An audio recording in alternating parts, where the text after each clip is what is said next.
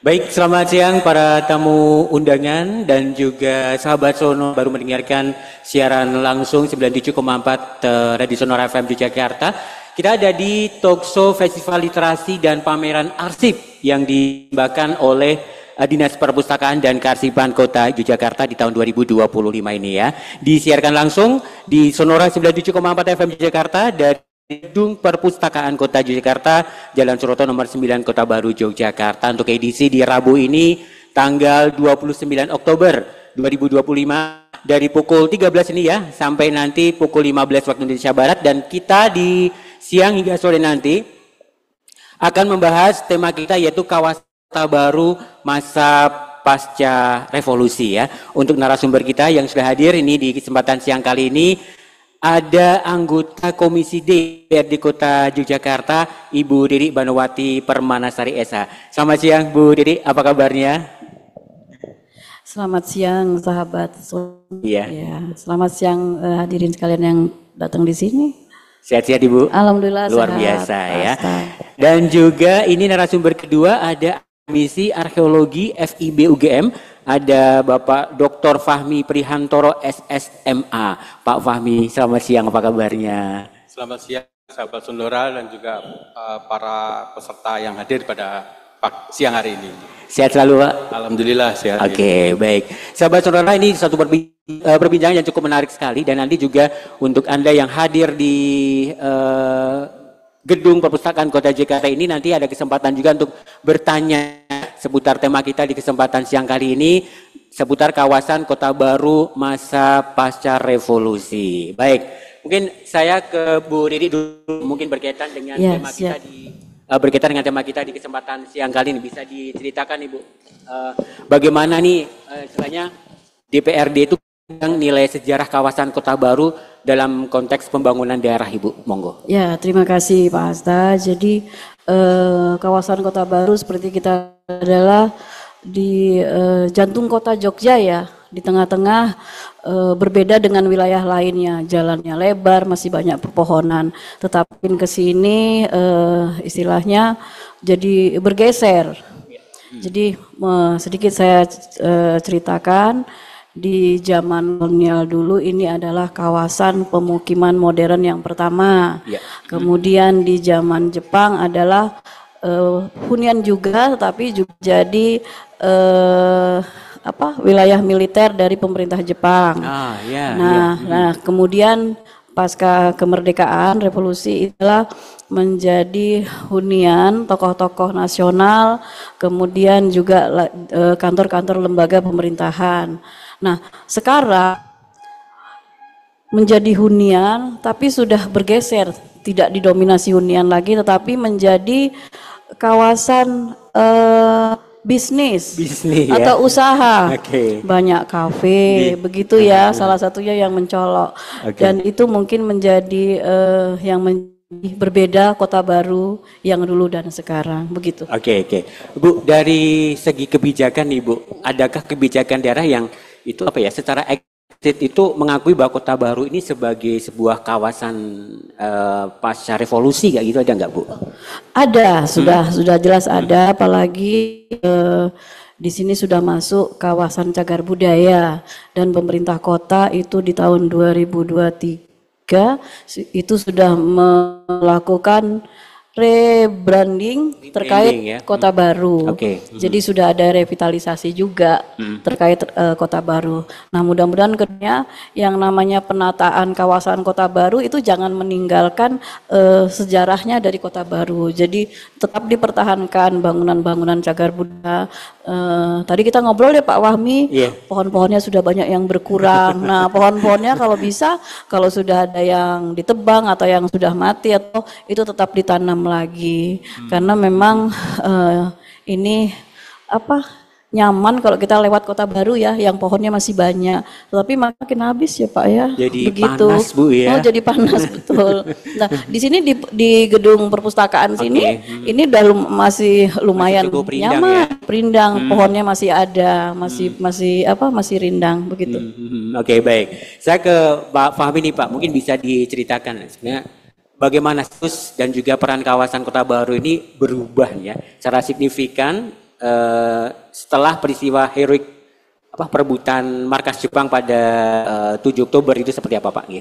Ya, terima kasih. Jadi Kota Baru ini memang mengalami serangkaian peristiwa sejak zaman pertama kali dibangun pada masa Belanda hingga kemudian sampai saat ini begitu ya. Tadi disampaikan terkait dengan setelah pasca revolusi itu kawasan ini memang kemudian setelah pada waktu itu sebenarnya pernah menjadi ibu kota RI sementara begitu, dan ini saya kira satu peran yang luar biasa yang mengapa kemudian Yogyakarta itu menjadi istimewa, salah satunya karena pernah menjadi ibu kota RI begitu. Tapi kemudian pada masa selanjutnya kawasan ini kemudian ditetapkan oleh gubernur menjadi kawasan cagar budaya. Secara resmi itu tahun 2011 begitu.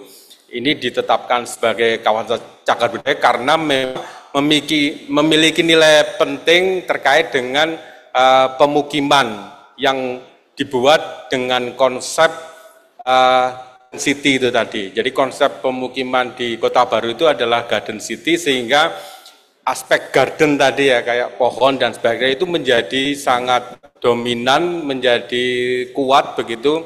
Kemudian pemukiman ini adalah pemukiman masyarakat Belanda pada masa itu, karena banyak pengusaha-pengusaha yang hadir di Jogja pada masa 1917 begitu sampai ya awal tahun 1900-an itu, kemudian memerlukan rumah-rumah dan sebagainya yang sampai saat ini masih ditinggalkan, dan kita masih memiliki bukti-bukti beberapa bangunan yang masih utuh seperti pada masa lalu. Museum Sandi itu salah satu contoh rumah Belanda yang ya luar biasa begitu. Kita bisa belajar banyak. Kemudian saya pernah masuk ke susteran gitu ya. Kesusteran, meskipun ya. sebenarnya laki-laki nggak boleh, tapi karena penelitian jadi boleh gitu ya. Itu luar biasa, itu dari kamar mandi sama itu semuanya masih asli, terjaga keasliannya. Itu sebenarnya rumah pribadi ya orang Belanda yang kemudian dirawat dan sebagainya, yang sampai saat ini kita bisa masih bisa melihat langsung menjadi bagaimana kawasan ini pernah menjadi bagian dari pemukiman yang dirancang oleh orang Belanda, yang saat ini kita juga memandang kawasan ini sebagai, kalau yang sekarang ini selain sebagai kawasan cagar budaya, kawasan ini tadi sudah disampaikan merupakan kawasan bisnis, sehingga memang harus ada penyesuaian antara kepentingan bisnis dan juga kepentingan pelestarian cagar budaya. Baik, Bang. Nah, tadi juga disampaikan masih ada bangunan-bangunan yang dipertahankan gitu ya. Jadi memang apa sih yang menjadi sebuah ciri khas tadi bilang tata ruang dan juga arsitektur Indis Kota Baru ini yang istilahnya dipertahankan atau mengalami perubahan fungsi setelah Indonesia merdeka. Nah, jadi kawasan pemukiman ini seperti yang saya sampaikan tadi, ini konsepnya adalah garden city. Itu kita bisa lihat dari lapangan Kridosono itu ya, itu menjadi pusatnya sebagai tempat rekreasi begitu ya, karena itu dulu lapangan sepak bola, tempat untuk ya kayak kita bisa bersantai begitu. Kemudian di sekelilingnya ini adalah bangunan rumah dan fasilitas pendukung. Jadi kita masih bisa menyaksikan ada fasilitas pendukung kesehatan, rumah sakit, tentara, dan juga Bethesda. Meskipun lebih dulu Bethesda dibangun, tetapi ini sekarang menjadi satu kesatuan. Kemudian pendidikan ini cukup banyak, mulai dari SD Ungaran, SMP 5, kemudian SMA 3, SMA Bobkri. Itu beberapa bangunan yang menjadi fasilitas kesehatan, kemudian fasilitas pendidikan dan fasilitas keagamaan. Ini juga muncul ada dua gereja, gereja Kristen dan gereja Katolik. Kemudian setelah pasca revolusi itu dibangun Masjid Syuhada begitu. Jadi karakter indis ini bisa kita lihat dari bangunannya begitu ya. Indis itu artinya percampuran antara barat dan lokal. Gitu, atau timur gitu. Sehingga salah satunya misalnya jendelanya besar itu karena di sini lebih panas dari di Belanda begitu ya.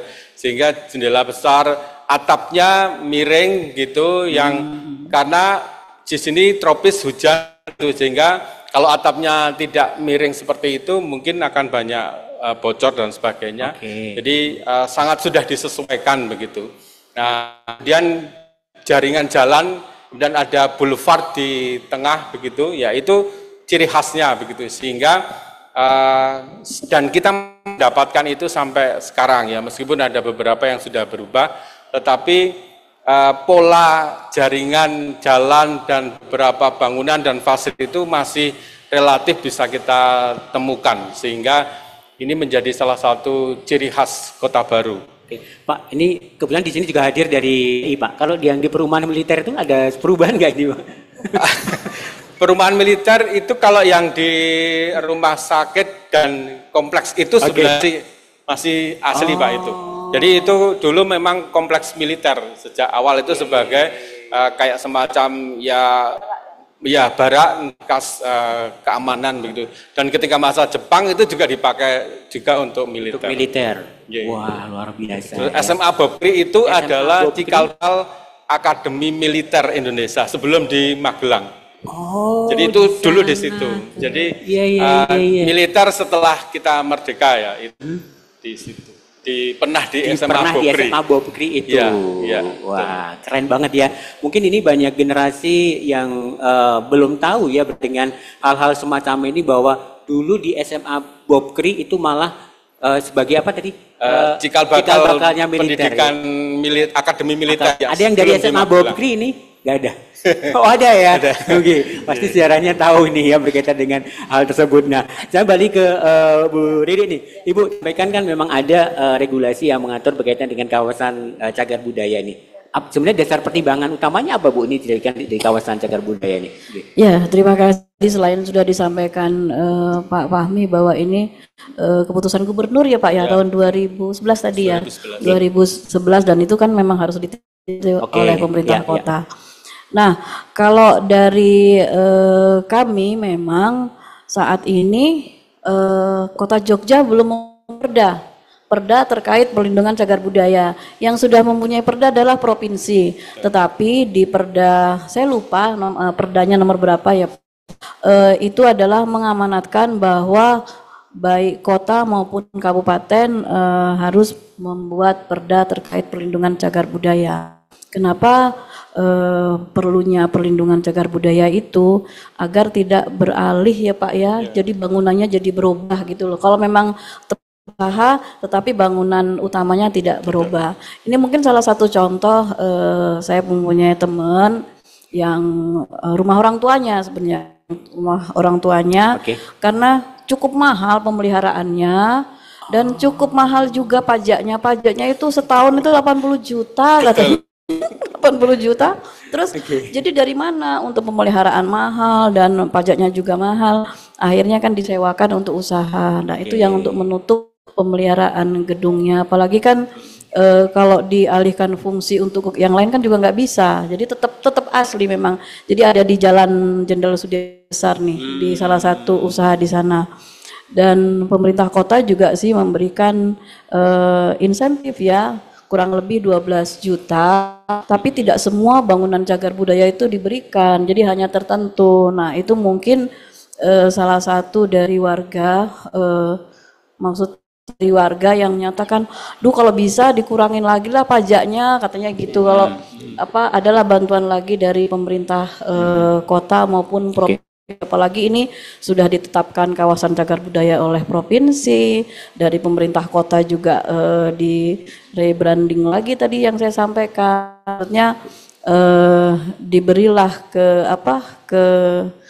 keringanan untuk mereka untuk terkait pajak. Oke. Nah ini menarik. Nah ini tapi gimana nih dari teman-teman Dewan sendiri Ibu menanggapi keinginan dari mungkin masyarakat itu ya berkaitan dengan pelestarian identitas sejarah ini, gimana Bu? Ya, tentunya sesuai dengan masukan-masukan dari masyarakat, aspirasi dari masyarakat, terutama yang memilih bangunan cagar budaya.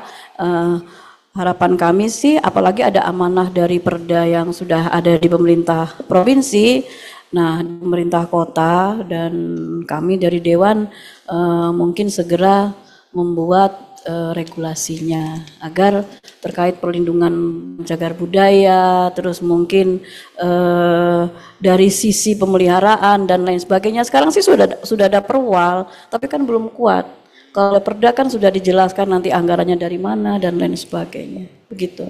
Mungkin arahnya ke regulasi nanti. Ke regulasinya ya, oke. Kalau Pak Fahmi sendiri melihatnya mereka pemanfaat dari cagar budaya ini apa ini ya? Melestarikan dari peninggalan-peninggalan sejarah yang ada. Apakah mereka sudah tahu bahwa harus seperti apa mestinya cagar budaya yang ada di sini gitu?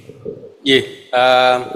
Jadi masyarakat yang ada di sini itu sebenarnya seperti tadi ya, masih cukup banyak yang merasa keberatan begitu secara kaitannya dengan pajak. Betul begitu, pajak ini paling tinggi, ini premium, ini kawasan premium yang kemudian mengakibatkan pajak itu cukup tinggi. Memang ada yang mampu begitu, tetapi banyak juga yang mampu begitu, sehingga ini memang menjadi persoalan selain upaya mereka untuk melestarikan begitu. Tapi secara umum mereka sudah paham, karena pernah terjadi kasus ya yang di kawasan Kota Baru itu sampai cukup ramai begitu, sehingga masyarakat di hari ini sudah cukup paham kalau wilayah ini memang menjadi wilayah cagar budaya, sehingga mereka ketika mau merenovasi sebagainya ini harus memperoleh izin begitu dan masukan-masukan bagaimana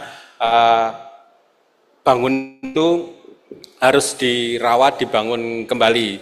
Tapi memang masalah tadi pajak dan biaya pelestarian itu yang memang cukup besar, cukup mahal, karena memang bangunan lama itu kan strukturnya kadang tidak pakai slot gitu ya, jadi itu bisa naik air tanah itu, sehingga tembok itu mau diapakan itu juga susah. Mau diganti plaster itu tetap air itu gitu, jadi lembab dan sebagainya, itu biayanya cukup besar, belum lagi perawatan yang karena bangunannya biasanya besar begitu, ini cukup besar dan itu yang menjadi keluhan masyarakat memang. Tetapi secara umum memang mereka sudah cukup mengetahui itu, hanya memang kita masih di beberapa kendala itu tadi. Berkaitan dengan ini Pak, tingkat kelunturan dari arsitektur ini sendiri ada nggak Pak ini?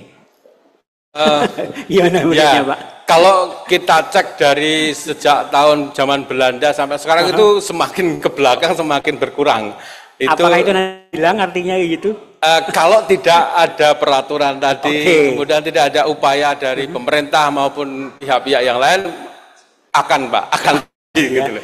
Jadi memang kemudian diupayakan dengan baik bagaimana kebijakan itu, termasuk kesadaran masyarakat untuk ikut melestarikan itu memang perlu diupayakan begitu. Jadi memang ini termasuk rentan terhadap perubahan, karena kawasan ini sekarang menjadi kawasan bisnis gitu. Iya. Jadi jalan tengahnya sekarang ini bangunan yang mau dipakai untuk bisnis itu boleh disesuaikan. Jadi sebenarnya tidak kaku-kaku banget begitu, tidak harus kembali seperti zaman Belanda gitu, masih bisa disesuaikan begitu untuk keperluan bisnis begitu ya. Jadi ada beberapa yang kemudian misalnya Pizza Hut Sudirman itu ya salah satu contoh, itu bangunan cagar budaya yang kemudian dipakai untuk Pizza Hut yang memerlukan beberapa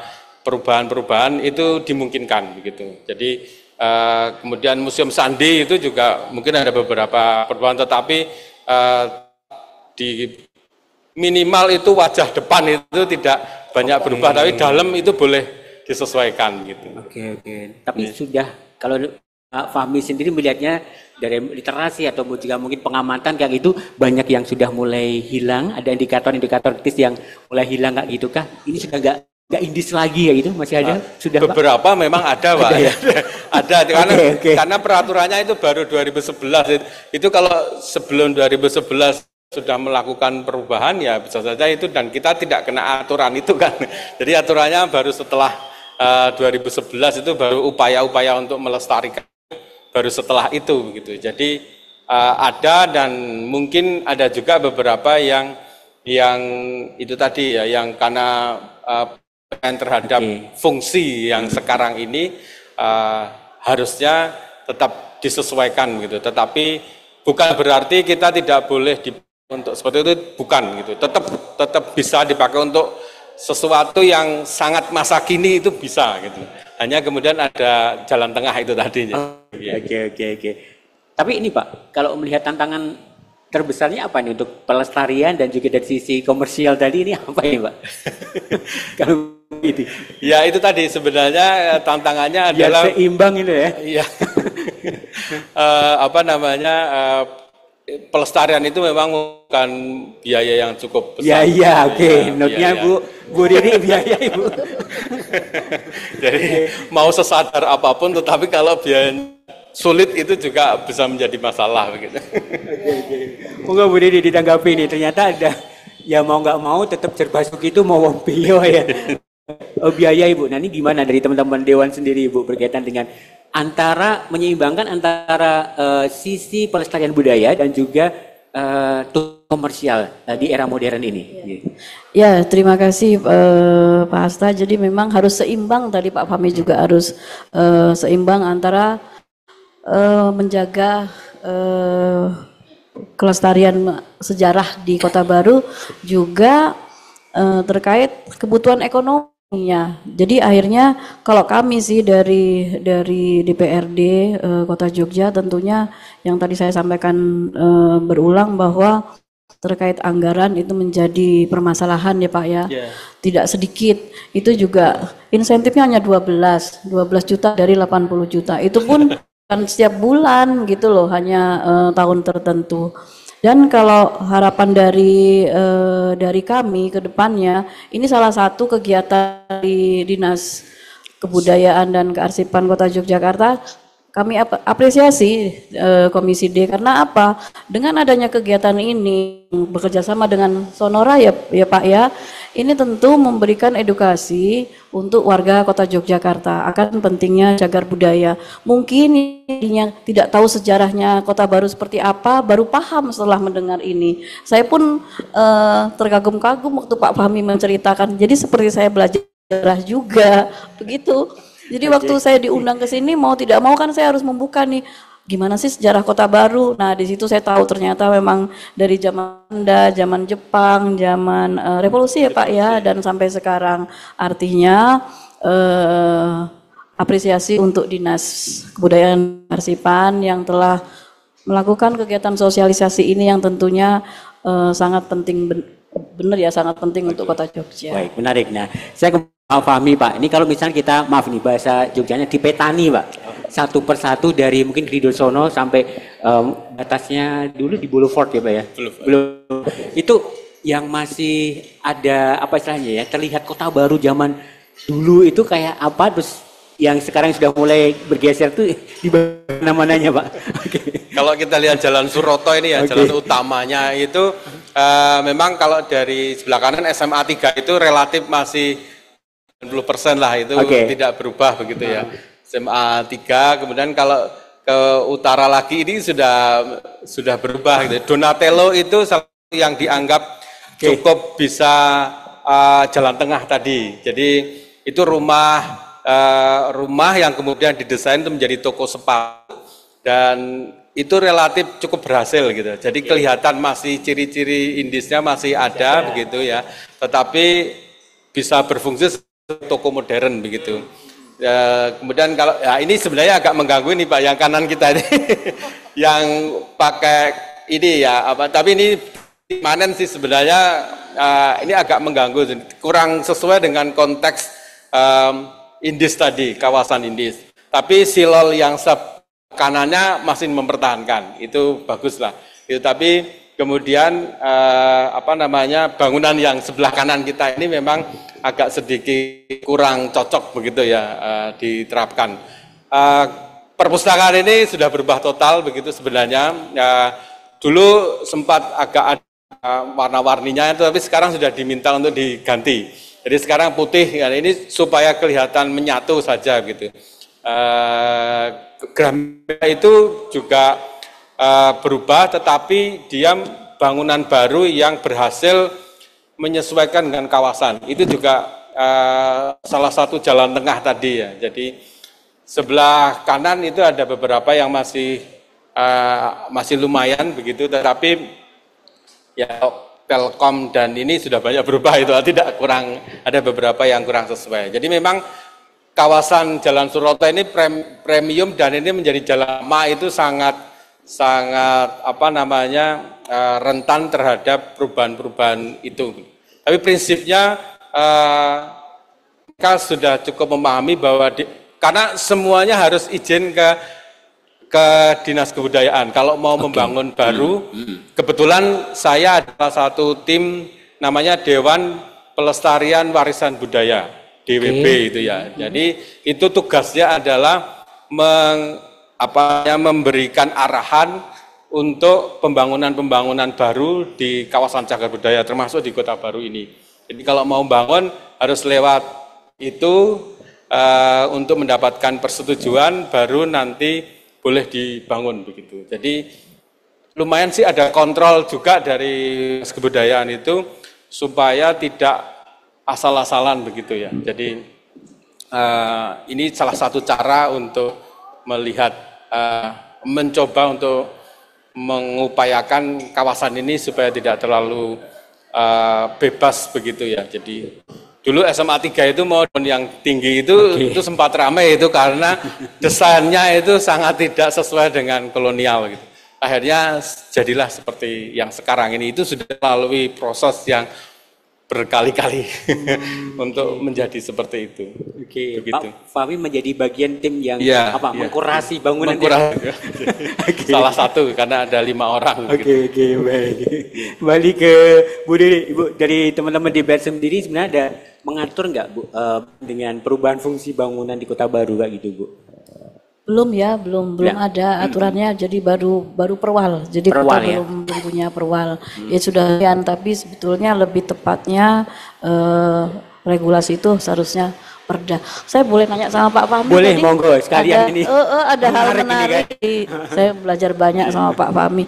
Pertanyaan saya gini Pak, singkat saja. Ada enggak yang Bapak kan tadi Dewan apa tadi Pak? Dewan Warisan Budaya. Ada tidak wilayah di Kota Baru yang kira-kira merenovasi atau membangun tanpa izin dan tindak lanjutnya seperti apa? Nah, sudah ditanyakan dulu sama Bu Dini sebelum disampaikan, monggo. Jadi ya karena di sini itu kawasan yang sangat strategis itu, ini memang cukup banyak yang berebut untuk melakukan seperti itu ya. Dulu pernah ada Deselin itu ya, Deselin, tapi sekarang sudah bubar begitu. Yang ada segitiga kaca itu kayak Museum Louvre itu, itu sekarang malah dikembalikan lah gitu. Tapi yang dulu itu sudah, mohon maaf, itu kayaknya tidak berizin Bu itu. Jadi kita tahu-tahu sudah, kok ada piramid emas, piramid kaca di kawasan Kota Baru begitu. Ya. Tantangannya memang cukup banyak kawasan-kawasan sini begitu yang seringkali karena memang kawasan yang premium dan mereka mungkin inginnya brand mereka ya termasuk seperti ini ya sebenarnya mereka mungkin punya brand yang harus menggunakan ikon-ikon tertentu kemudian harus ada begitu. Nah ini tantangannya di situ sebenarnya. Jadi kalau mau ditunjukkan ada ini salah satu Bu, salah satu. Tapi sebelah kanannya masih oke gitu, masih mengikuti. Tapi tambahan ini sebenarnya tidak sesuai dengan kawasan yang bernuansa Indis begitu. Di kawasan di sini memang malah justru bangunan sifatnya seperti tradisional malah tidak disarankan di sini. Jadi kalau mau bangun di sini jangan glow yang itu tuh malah tidak disarankan. Itu ada aturannya sih sebenarnya di perwal terkait dengan desain bangunan yang ada di Kota Baru itu sudah ada sebenarnya. Jadi harus mengikuti desain rumah bangunan indis atau bangunan indis lah Pak, tidak. Jadi tradisional sangat tidak disarankan di sini. Malahan ya Pak ya? Malah ya. Jadi tradisional ada di kota gede, mungkin di kawasan keraton itu masih memungkinkan. Tapi kalau yang di sini harus indis. Nah ini jadi untuk terkait dengan tata ruang sendiri kayak gini gimana ya DPRD ini untuk dari DPR untuk apa ya istilahnya ya mengawasinya kayak gitu. Ya sudah jelas ini kan sudah masuk lingkungan Kota Baru kan masuk kawasan cagar budaya. Artinya segala sesuatu yang ada di sini terkait bangunan dan tata ruangnya itu memang sudah diatur ya dan harus memenuhi aturan tersebut. Kalau tadi Bapak sampaikan ada beberapa bangunan yang tidak memenuhi aturan ya Pak, itu menjadi salah satu masukan bagi kami gitu. Saya pun bawa juga itu tuh nggak izin Pak. Tapi terima kasih Pak Fahmi. Jadi tim kayak Pak Fahmi yang tadi tergabung ada berapa orang Pak? 5 orang itu perlu diperkuat lagi Bu atau perlu ditambah orangnya atau perlu gimana Ibu? Iya, mungkin bisa jadi suatu saat kami akan berdiskusi ya Pak ya, karena memang Dinas Kebudayaan itu juga mitra kerja kami. Bisa jadi nanti kami akan menyampaikan ke teman-teman di Komisi D untuk berdiskusi Pak terkait cagar budaya yang ada di Jogja. Oke, berkaitan dengan tadi yang maaf ini nggak berizin, apakah next juga akan diberi sanksi atau akan seperti apa ini Bu? Nah ini kan menjadi masukan ke depannya Pak. Tadi Bapak juga belum menyampaikan ada sanksi Pak, belum disampaikan ya Pak ya. Oke. Monggo Bapak mau menambahkan berkaitan dengan tadi. Jadi ya mestinya ada sanksinya begitu ya. Jadi cuma memang tetap saja ini memang perlu ada upaya-upaya sungguh-sungguh begitu ya terkait kawasan Kota Baru ini karena ya ini kawasan yang sangat diperebutkan begitu Pak. Kawasan yang diperebutkan baik itu sebagai hunian mau sebagai kawasan bisnis begitu. Yang mungkin cukup menjanjikan begitu yang akhirnya muncul beberapa permasalahan begitu ya yang ya karena kadang-kadang ada yang mungkin secara dia merasa ini rumah saya misalnya. Ini mau saya kayak apapun itu ya itu terserah saya memang begitu tapi sebenarnya sudah ada jalan tengah tadi ya jadi boleh sih di luar kalau bisa dipertahankan tapi di dalam disesuaikan itu bisa begitu. Ada beberapa sih di kawasan Jalan Supadi atau itu ada beberapa itu rumah baru yang dibangun kembali tetapi dia masih mempertahankan dari luar tapi di dalamnya mungkin sudah beberapa diganti begitu. Ya, jadi ada yang jalan tengah itu dia kemudian mengikuti begitu, tetapi mungkin ada juga yang ya satu dua mungkin seperti ini yang kemudian tidak sesuai begitu. Belum sesuai Pak? Atau tidak sesuai? Belum sesuai ya, oke misalnya. Nah terus Pak ini kalau kita ngomongin pendekatan Pak, pendekatan yang seperti apa yang bisa dilakukan ini mestinya untuk ke warga yang mungkin masuk ke hak guna ya Pak ya? Iya, hak guna bangunan. Biar mereka itu merasa bahwa ini tetap harus dilestarikan loh. Nah ini pendekatan partisipatif seperti apa Pak ini yang bisa? Sebenarnya sih sosialisasi pemberian informasi dan sebagainya itu sudah cukup banyak, tetapi mungkin itu belum mencakup semuanya karena forum ya yang cukup besar itu mungkin belum memungkinkan. Tetapi kalau menurut saya sih perlu lebih ke lagi ada ke kelompok-kelompok masyarakat begitu ya. Jadi di sini itu sebenarnya ada juga kelurahan budaya begitu ya, di sini ada RKB rintisan kelurahan budaya yang juga bisa menjadi bermitra itu terkait dengan kegiatan kebudayaan maupun upaya pelestarian itu. Jadi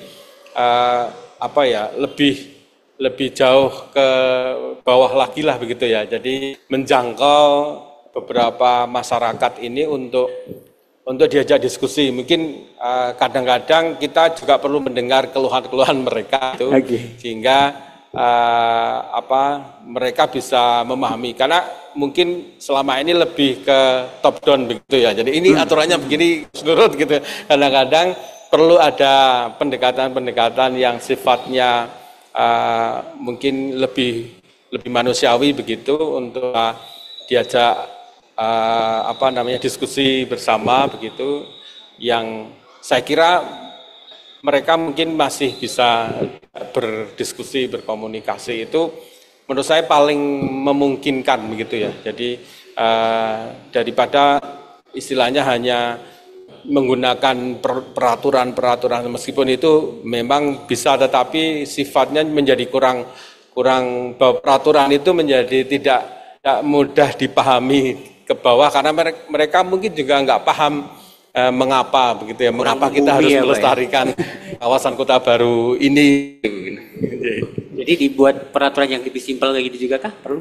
Iya, saya kira bisa yang bagaimana, atau mungkin membuat peraturan itu dengan mengajak masyarakat, mengajak masyarakat sebelum sampai nanti dibuat aturan di tingkat dewan misalnya, itu masukan masyarakat ini seperti apa ya. Ini saya kira karena perkembangannya itu ini berjalan terus, dinamis gitu ya. Jadi peraturan itu mungkin bisa saja ini sudah nggak sesuai lagi itu, termasuk tadi misalnya insentif itu apakah bisa diberikan lebih misalnya, karena tadi kan hanya sangat mungkin tidak signifikan begitu ya, dari berapa puluh juta begitu ya. Kadang-kadang memang nggak rasional juga, ini kita kayak nyewa rumah gitu Pak. Kalau 8 juta kita, ini rumah kita sendiri tapi kita nyewa rumah gitu.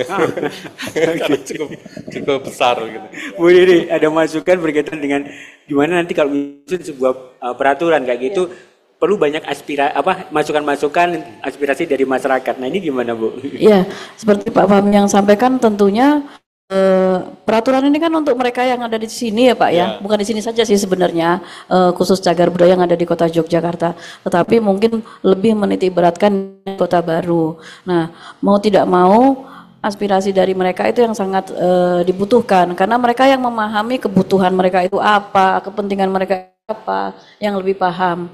Dan jadi peraturan itu jangan menjadi beban untuk mereka, begitu ya Pak Fahmi. Jadi itu nanti arahnya ke sana. Baik, saya kembali ke Pak Fahmi. Ini cukup menarik cerita-cerita yang disampaikan Pak Fahmi ya, begitu secara yang ada di sini ya.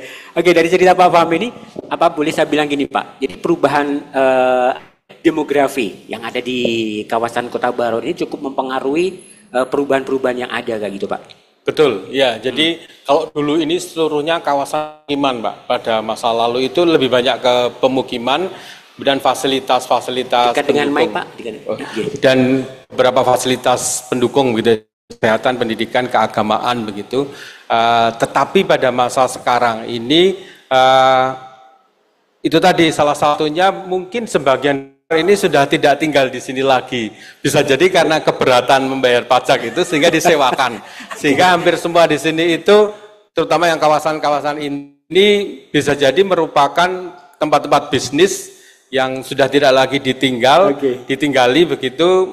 Ya akhirnya kemudian mereka yang tinggal di sini itu bukan masyarakat yang memiliki rumah tersebut begitu. Jadi ini akhirnya menjadi kawasan bisnis ya. Meskipun ada yang masih tinggal gitu, dan mungkin tadi sempat diskusi juga terkait dengan kopi malam hari begitu ya di Syuhada ke selatan itu.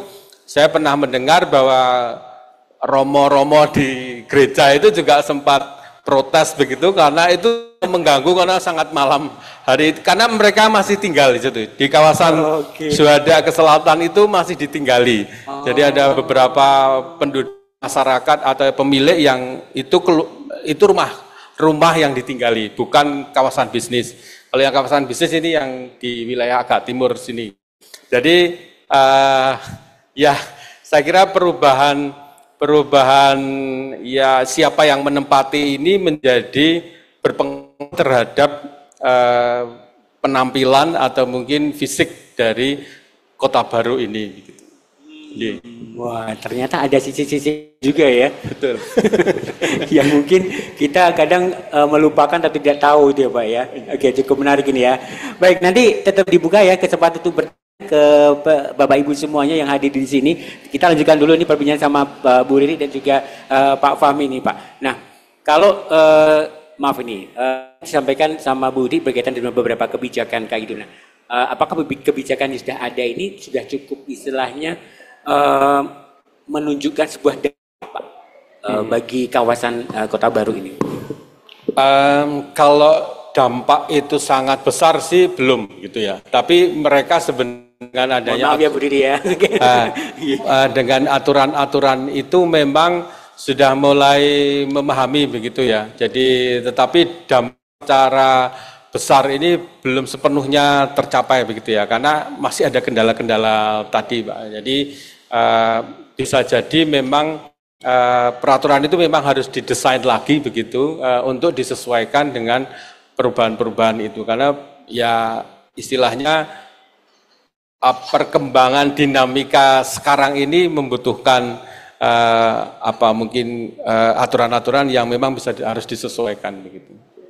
Dari segi efektif, sudah efektif? Belum juga ya? Sepenuhnya. Belum gitu, sepenuhnya ya? Belum sepenuhnya gitu. Oke. Menanggapi itu Bu, monggo. Ya belum sepenuhnya untuk belum dampak juga ya? belum, efektif juga belum, karena ini baru berupa perwal ya Pak ya, baru berupa perwal. Kalau sudah perda itu sudah jelas di situ nanti terkait sisi anggaran, mungkin aturannya juga jelas, jadi mungkin terkait bantuan-bantuan juga untuk masyarakat juga sudah tercantum di sana. Jadi memang perwal memang perlu untuk sementara, tapi kedepannya harus ada regulasi yang jelas perda. Apalagi amanat dari provinsi, kota harus mempunyai terkait pelindungan cagar budaya. Oke. Tapi next kedepannya ini dari teman-teman di BRD membuka ruang dialog ya Bu berkaitan dengan mungkin masukan-masukan dari teman-teman akademisi ya gitu ya. Oh iya. Apalagi tadi kami sampaikan bisa jadi nanti ke depan kami akan mengundang Bapak gitu menjadi masukan bagi kami. Dinas Kebudayaan itu menjadi mitra kerja kami, Dinas Arsip juga termasuk mitra kerja kami. Tentunya yang menjadi kewenangan kami, ketugasan kami akan kami laksanakan sebaik-baiknya. Sudah ada ini ruang terbuka nih Pak, nanti monggo nanti mungkin bisa saling berkolaborasi tentunya ya. Oke, baik. Masih ini Pak Fahmi lagi nih Pak. Nah, apakah terdapat ini Pak semacam konflik ya pendekatan antara akademisi dan juga birokrasi dalam pelestarian kawasan ini Pak? Pernah ada Pak itu? Ya itu tadi sebenarnya kita di akademisi itu berbasis pada theoretical begitu ya. Jadi teorinya harus seperti ini dan sebagainya, tapi di lapangan itu memang kita mendapatkan kenyataan-kenyataan yang cukup berdinamis begitu ya, cukup banyak begitu yang akhirnya itu memunculkan perbedaan-perbedaan pemahaman atau mungkin bisa juga ada yang konflik begitu ya, yang sangat tidak setuju. Jadi sebenarnya terkait dengan cagar budaya ini sebenarnya masyarakat itu banyak juga yang tidak berkenan kalau bangunan miliknya itu cagar budayakan begitu Pak. Karena itu tadi dampaknya adalah ya dia tidak cukup bebas untuk mengelola rumah karena dia harus merawat. Kewajibannya adalah merawat, kemudian paling tidak merawat bangunannya itu sendiri gitu. Itu ada pernah komunikasi atau wawancara riset itu terkait dengan yang tadi masyarakat sebenarnya enggak pernah Pak. Kebetulan saya beberapa kali bertemu dengan masyarakat di sini dan menanyakan itu, dan ini mungkin sudah cukup banyak juga, tidak hanya di kawasan Kota Baru. Jadi cagar budaya itu masih menakutkan begitu. Menakutkan gitu, karena dianggapnya ini tidak boleh apa-apa, tidak boleh diapa-apakan. Padahal sebenarnya dalam aturan cagar budaya itu masih boleh gitu ya. Jadi ada yang namanya adaptasi, itu masih boleh begitu. Jadi sebenarnya ada jalan tengah tadi. Cuma memang karena ini nggak boleh dijual, nggak boleh di ini dan sebagainya. Padahal aturannya boleh dijual, tetapi memang ketika dijual itu yang membeli baru itu harus mengikuti peraturan, harus merawat dan sebagainya. Kalau dia menjual kemudian bongkar semuanya itu yang tidak boleh gitu. Tapi dijual itu boleh, ditangankan. Pindah tangankan. Itu ya? Boleh. Secara aturan itu ada begitu. Jadi tetap diupayakan yang membeli itu adalah masih mempertahankan begitu atau masih merawat bangunan ini. Tidak kemudian dibuat baru sekali begitu. Kalau itu cagar budaya misalnya. Oke. Bu Riri, ini kalau dari teman-teman di DPRD itu memiliki semacam strategi jangka panjang untuk menjadikan Kota Baru ini sebagai ruang edukatif atau partisipasi begitu nggak sih, Bu? Ya, tentu saja dari sisi sejarah sudah pasti ya. Di sini adalah dari zaman Belanda. Tadi Pak Fahmi sudah menjelaskan bahwa di sini merupakan sejarah Kota Baru, apalagi di sini dulu menjadi ibu kota ya Pak ya, ibu kota sementara. Fasilitas dukung untuk ibu kota. Nah, jadi Kota Baru menjadi salah satu fasilitas mendukung ibu kota negara yang pertama dulu. Pada saat pindah ya Pak ya? Pada di Jogja dulu. Di tahun 46 sampai 50-an itu. Jadi Bu Mega itu pernah tinggal di sekarang jadi Favi Hotel itu ya, Hotel itu. Itu tinggal sama Ibu Fatmawati. Jadi ketika perpindahan ibu kota itu pernah tinggal di situ. Saya sempat mendapatkan informasi dari masyarakat yang waktu itu sudah ada di sini dan beliau masih hidup gitu, pernah bercerita begitu. Jadi Bu Mega itu pernah mandi di sungai. Ya di sungai itu. Sungainya masih bersih ya Pak. Ya. Sungainya bersih. Sungainya masih bersih dulu. Nggak ada pemukiman di situ Pak, itu langsung sungai itu. Oke, menarik cerita-cerita menarik kayak gini. Mungkin dilanjut Ibu. Jadi gimana dari? Iya, benar. Apalagi tadi kan kita sebelum kita ke sini kita ngobrol-ngobrol dengan Dinas Perpustakaan dan Kearsipan bahwa mereka mendapat, dinas ini OPD ini mendapat penghargaan tadi ya Pak ya, penghargaan tingkat nasional. Nanti arahnya ke depannya penghargaan tingkat Asia, dan itu terkait arsip. Jadi mencari sejarah melalui arsip itu tidak mudah. Karena memang harus ya Pak ya, harus sesuai aturan ya. Jadi bukan berdasar katanya gitu ya Pak ya, nggak boleh, harus ada buktinya itu bukti tertulis, dan itu salut juga untuk Dinas Perpustakaan dan Kearsipan. Mudah-mudahan harapannya nanti mendapat penghargaan tingkat Asia tadi ya, dunia malah dunia ya, arahnya ke dunia. Tentu akan kami support dari DPRD, khususnya Komisi D. Karena itu terkait anggaran juga. Anggaran juga, oke, baik. Pak Fahmi, ini dari mungkin teman-teman yang berlima tadi, pernah nggak menyusun rekomendasi berkaitan dengan kawasan cagar budaya, khususnya di Kota Baru kayak gini, mungkin ke teman-teman dewan atau ke pemerintah kota kayak gitu, pernah Pak? Ya, jadi saya kira persoalan-persoalan itu akan muncul begitu, kita cukup banyak menghadapi, sehingga yang pertama kalau dari kebijakan atau di dewan saya kira itu berupa peraturan gitu. Jadi itu salah satu yang bisa dilakukan adalah bagaimana peraturan itu perlu dievaluasi dan juga melihat perkembangan dari kebutuhan-kebutuhan yang sekarang gitu. Kalau pemerintah ini memang yang lebih berhubungan dengan melakukan kebijakan itu, saya kira peran kepada masyarakat ini memang perlu juga dilakukan. Jadi tidak sekedar menggunakan kebijakan-kebijakan saja, tetapi perlu melibatkan mereka lebih jauh begitu ya. Jadi saya kira beberapa contoh yang di sini sekarang Dinas Kebudayaan, Dinas Pariwisata sekarang mulai masyarakat yang di sini melalui RKB Rintisan Kelurahan Budaya itu mereka sudah mulai hidup ya. Jadi ada kegiatan-kegiatan budaya yang didanai, dikoordinasi oleh Dinas Kebudayaan, Dinas Pariwisata, sehingga oleh kota itu sebenarnya Kota Baru ini dikembangkan untuk menyaingi Malioboro begitu ya. Karena Malioboro itu selalu jenuh untuk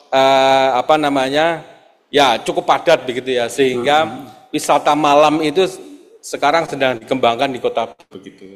Jadi Dinas Pariwisata dan Kebudayaan itu saya kira sudah cukup banyak membuat event untuk menghidupkan Kota Baru pada malam begitu untuk tidak memecah konsentrasi Malioboro begitu ya. Jadi ini memang program kota setahu saya. Jadi sejak setahun 2 tahun yang lalu ini sudah mulai didengungkan dan juga beberapa kegiatan-kegiatan dan saya kira itu sangat bagus begitu ya untuk dan ini bisa melibatkan masyarakat lebih banyak begitu ya.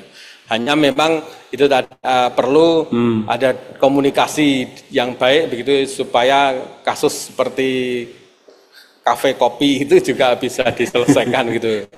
Bagaimana tidak saling mengganggu tetapi juga saling menguntungkan gitu. Jadi saya kira prinsipnya kalau kita berbicara tentang cagar budaya itu masyarakat sebagai pemilik, sebagai orang yang ada di situ perlu untuk dilibatkan. Jadi pelibatan sementara ini memang lebih banyak top down begitu ya. Jadi yang bottom up ini kalau kami di akademisi memang ini salah satu solusi yang diperlukan untuk bisa merawat ini dengan secara bersama-sama. Tidak tugasnya pemerintah saja, tugasnya saja gitu, tapi masyarakat perlu dilibatkan. Masyarakat perlu dilibatkan ini ya. Nah, ini Pak, yang sering kepikiran di saya itu gini, apakah yang nama apa ya istilahnya ya, pelestarian kawasan itu selalu ngomongin seputar fisik atau bisa juga berbasis apa semacam narasi atau praktik sosial itu gimana sih Pak? Betul, jadi tidak semata-mata fisik Pak gitu loh. Jadi kita itu punya undang-undang, satunya undang-undang cagar budaya, yang satunya undang-undang pemajuan kebudayaan. Nah ini yang sisi non fisik. Jadi sebenarnya Kota Baru ini tidak cukup hanya memunculkan bangunan fisik saja, tetapi perlu ada cerita-cerita, narasi yang dibangun, baik itu narasi tentang masa lalu maupun narasi tentang masa kini begitu. Jadi saya kira sangat penting Mbak itu. Jadi ini kemarin saya kemarin diundang ke Rumah Sakit Bethesda, mereka bikin kayak semacam kayak wisata Bethesda begitu ya. Yang ternyata menarik itu terkait dengannya, terkait dengan cerita sejarah berdirinya Bethesda yang berasal dari orang Belanda yang punya pedulian terhadap kesehatan begitu dan sebagainya. Kemudian ada di sana itu masih ada laundry zaman Belanda yang sampai sekarang masih ada. Jadi kemarin mereka melaunching itu, ini salah satu cara membuat narasi-narasi baru yang tidak hanya sekitar fisik saja. Kemudian beberapa sudah mulai digagas untuk kayak semacam wisata keliling Kota Baru gitu ya, yang kemudian memperkenalkan cerita-cerita Kota Baru begitu, untuk lebih membuat Kota Baru itu tidak sekedar fisik tetapi bisa juga dengan cerita-cerita yang muncul, termasuk sebenarnya cerita sejarah zaman dulu sampai sekarang ini sangat menarik. Nah, jadi pernah menjadi zaman Belanda, kemudian pernah muncul, termasuk Masjid Syuhada itu salah satu pertama kali masjid modern pertama di Indonesia itu ada di Syuhada, dan itu didukung oleh Presiden Soekarno, pemerintah pusat dan Keraton Yogyakarta dan para pengusaha kaya di Jogja untuk mendirikan Masjid Syuhada itu di tahun 50-an itu ya. Nah itu salah satu bentuk bagaimana narasi tentang kota sebagai dulu menjadi kawasan kolonial, kemudian muncul bangunan-bangunan masjid yang itu masjid modern karena tidak hanya sebagai tempat sholat, tetapi juga ada ruang kuliah, ada perpustakaan, bahkan ada rak sepatu pertama di Indonesia itu ada Syuhada. Bagaimana ide untuk sandal-sandal itu harus ditata, itu contohnya pertama kali Ada di Syuhada itu Pak, masih ada sekarang. Itu rak sepatu itu tadi. Jadi kan itu narasi-narasi yang sebenarnya menarik untuk di kawasan Kota Baru. Salah satunya begitu. Masih banyak yang lain saya kira. Tidak melulu fisik ya. Tidak melulu fisik. Betul, tidak melulu fisik. Menarik ya untuk sesi kali. Kita akan break dulu karena kita di studio nanti akan komersial dulu dan kita akan jeda sejenak ke para tamu semuanya. Setelah ini nanti kita ada sesi buka tanya jawab ya. Bertanya silakan nanti untuk disampaikan di kesempatan siang kali ini. Terima kasih untuk Bu Ri dan juga Pak Fahmi. Nanti kita lanjutkan lagi perbincangan kita di kesempatan siang kali ini. Sampai berikut ini.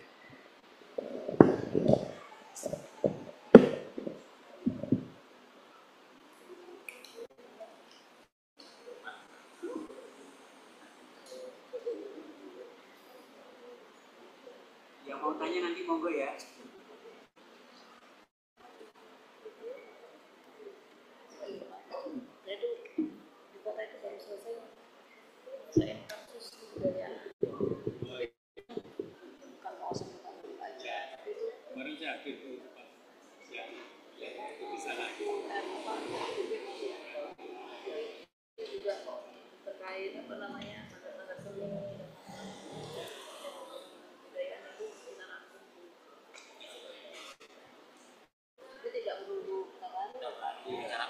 Keseluruhan.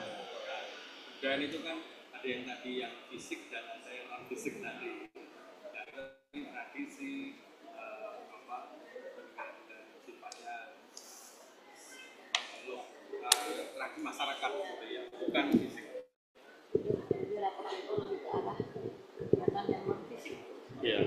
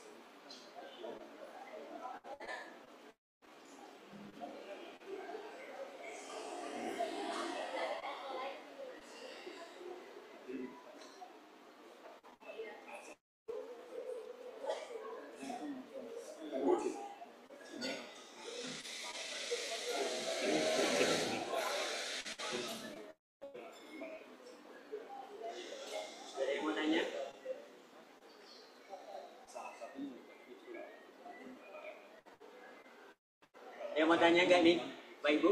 Yang mau tanya? Oh ya, mic-nya mungkin bisa. Bisa ini.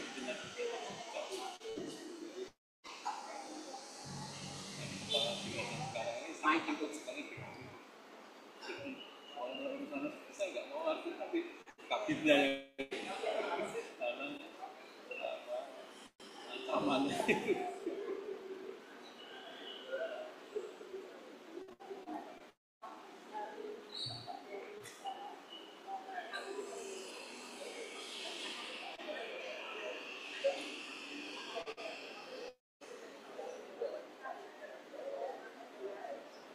Cek.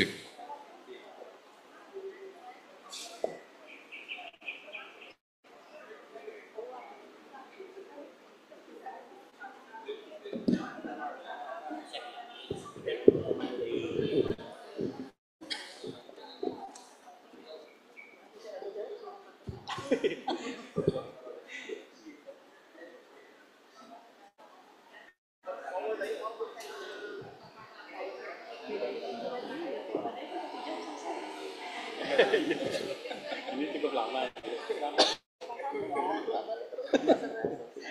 Karena orangnya cuma berdua Bu. Kalau nggak bisa.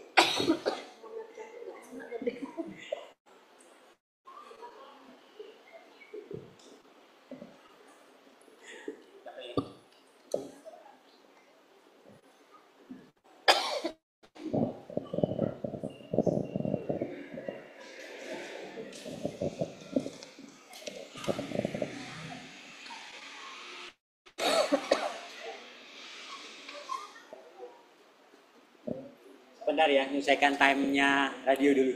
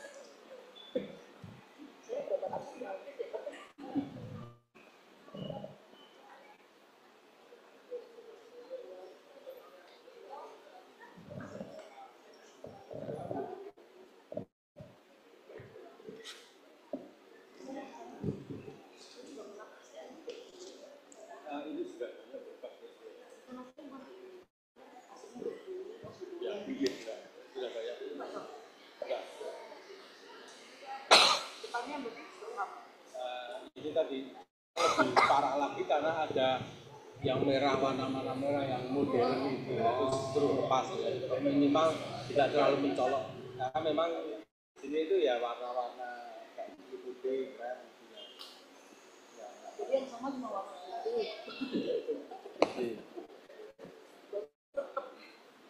Makanya sesuai dulu kayak gini.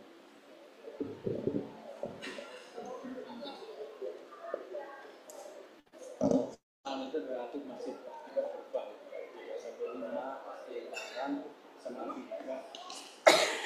Baik, terima kasih untuk sahabat bergabung di Sonora FM dan juga para tamu undangan semuanya yang masih terus setia di perbincangan kesempatan kali ini ya. Di perbincangan Festival Literasi dan Pameran Arsip yang dipersembahkan oleh Dinas Perpustakaan dan Kearsipan Kota Yogyakarta tahun 2025 dan acara ini langsung oleh Sonora 97,4 FM Yogyakarta langsung dari Gedung Perpustakaan Kota Yogyakarta, Jalan Suroto nomor 9 Kota Baru Yogyakarta. Edisi di Rabu ini 29 Oktober 2025 kita berbincang dari pukul 13 tadi ya, nanti insya Allah akan berakhir di pukul 15 kurang dikit.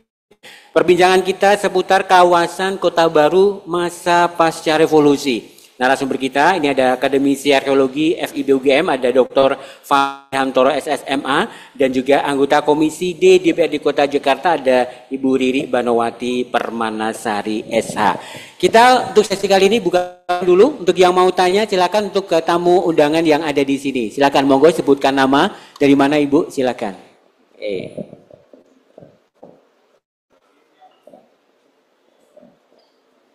Baik, terima kasih kesempatannya. Assalamualaikum warahmatullahi wabarakatuh. Selamat siang, salam untuk kita semua. Saya Adriana dari Dinas Perpustakaan dan Kearsipan Kabupaten Gunung Kidul.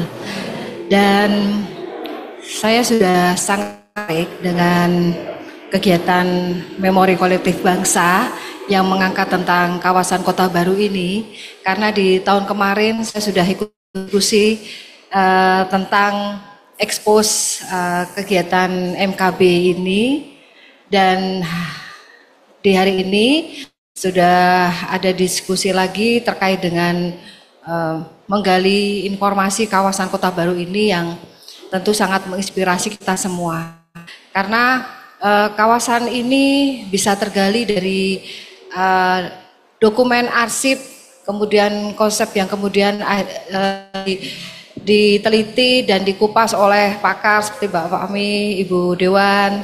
Nah, kali ini saya dari Kearsipan ingin belajar bagaimana proses penelusuran arsip dan dokumen hingga terwujud bisa menggali kawasan Kota Baru ini menjadi sebuah MKB. Pengalaman kami juga dalam melakukan penelusuran arsip itu juga sulit. Banyak kegiatan cagar budaya, warisan budaya yang ada di Gunung Kidul, tapi dokumennya tidak ada. Bahkan ada satu pengalaman kami di Gunung Kidul tentang kejadian busung lapar, itu aja kita harus melakukan arsip sampai di ANRI. Nah, bagaimana ini cerita tentang proses ini, penelusuran arsip ini sehingga bisa lengkap data informasi foto-fotonya seperti yang kami simak waktu itu di tahun kemarin tentang kawasan Kota Baru. Terima kasih. Assalamualaikum warahmatullahi wabarakatuh. Waalaikumsalam warahmatullahi wabarakatuh. Ibu Adriana dari Gunung Kidul lah ya, ini luar biasa arsip Gunung Kidul ya.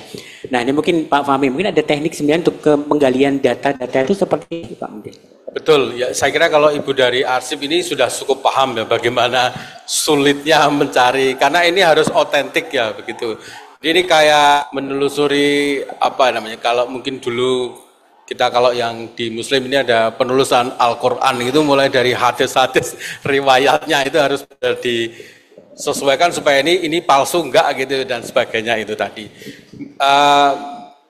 Kalau yang kebetulan kami memang terjun langsung untuk melakukan pencarian arsipnya, kemudian ada tim dari arsip kota, memang kami lebih banyak berdiskusi arsip-arsip itu dikumpulkan, tetapi dari cerita yang ada memang itu harus mencari dari berbagai sumber, baik itu di perpustakaan mana-mana, bahkan sampai ke luar ya di Jakarta dan sebagainya, kemudian mewawancarai mungkin ada beberapa.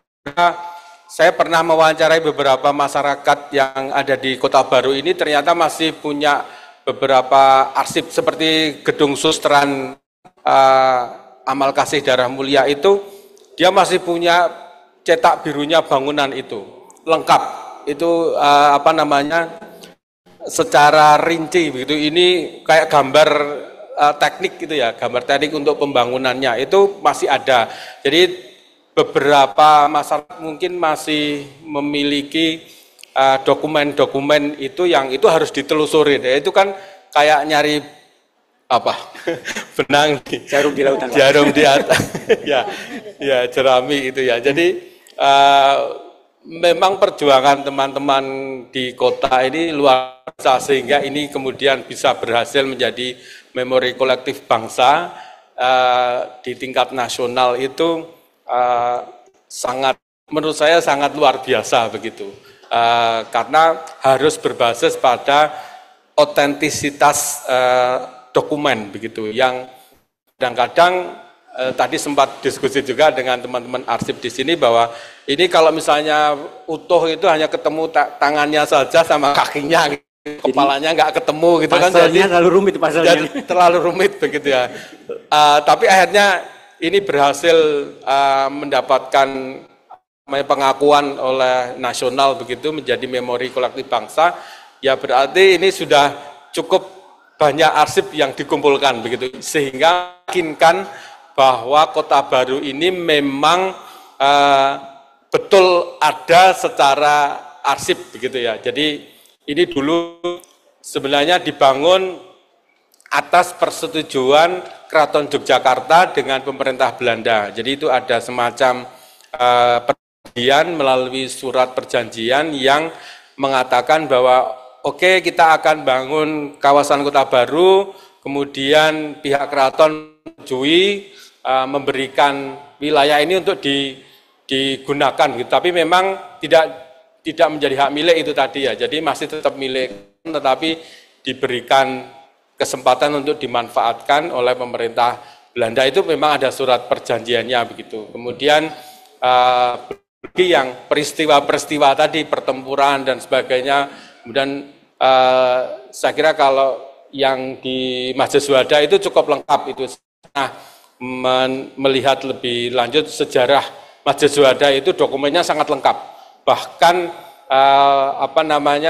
rinci surat menyurat proses di awal itu terdokumentasi dengan baik gitu. Ya kira-kira seperti itu. Tapi ini mestinya merupakan upaya dari pihak pemerintah yang bekerja sama dengan tentunya masyarakat begitu ya, yang masih memiliki arsip-arsip itu sehingga sehingga Kota Baru ini layak menjadi MKB atau memori kolektif bangsa itu yang istilahnya berbasis pada data-data arsip. Jadi tidak hanya cerita omongan saja, tetapi memang ada dokumennya. Gitu. Jadi saya kira saya tidak membayangkan teman-teman arsip ini bekerja dengan sangat luar biasa begitu. Tangan untuk teman-teman arsip. Oke, keren ya. Oke. Baik, Bu, ini sudah cukup? Ya, Mau nambahkan? Ya, saya menambahkan sedikit ya. Jadi kami di Komisi D DPRD Kota Yogyakarta itu dilibatkan oleh mitra kami Dinas Perpustakaan dan Kearsipan, sosialisasi di tingkat kelurahan terkait naskah kuno atau arsip. Jadi di situ warga diberi pemahaman bahwa kalau yang namanya dokumen itu tuh dari lahir sampai meninggal. Jadi kadang-kadang kan ada peninggalan dari simbah-simbah kita. Siapa tahu itu mungkin salah satu naskah kuno dan itu bisa disampaikan ke dinas terkait dalam hal ini kearsipan, bisa disampaikan, nanti bisa dinilai ini otentik atau tidak. Nah, jadi sampai segitu dari OPD terkait ini melakukan sosialisasi di tingkat wilayah dan itu melibatkan kami anggota DPRD. Gitu. Keren ya, dukungan dari teman-teman Dewan tetap support terus ya. Baik, terima kasih untuk Ibu Adriana ya dari Gunung Kidul. Masih ada lagi ya? Bapak dulu yang di depan. Oke. Mic-nya sebutkan nama Bapak dari mana?